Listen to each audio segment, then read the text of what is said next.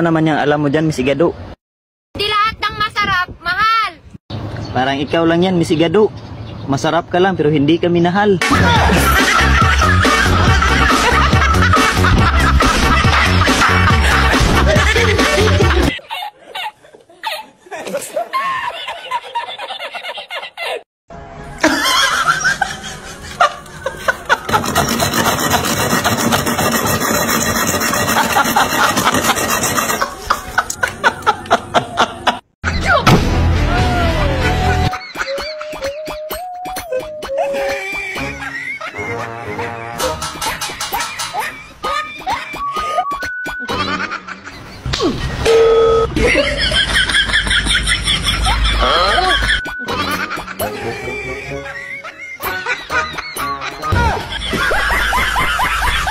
Saan ka pupunta? Wala ka na ron.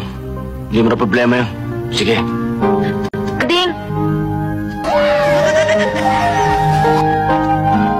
May sinabi ka sa akin noon na nagmarka sa puso't isipan ko. Sabi mo mahal mo ako. Maging sino man ako. Totoo ba yun o hindi? Aalis na ako. Kading, totoo ba yun o hindi? Kading, sinungaling ka kung di totoo yun! Sinungaling!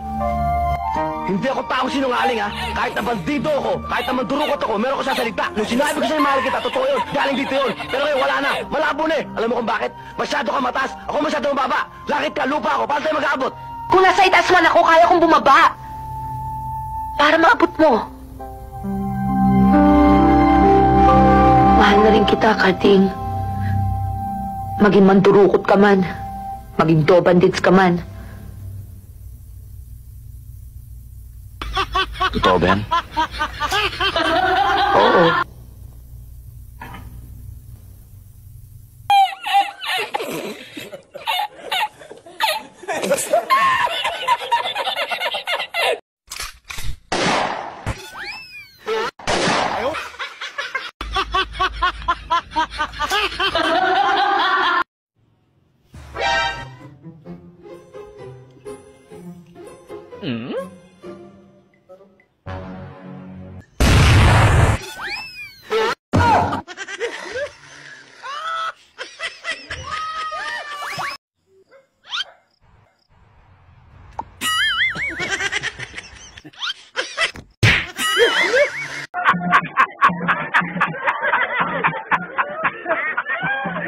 Ba't ka nagsinungaling sa akin?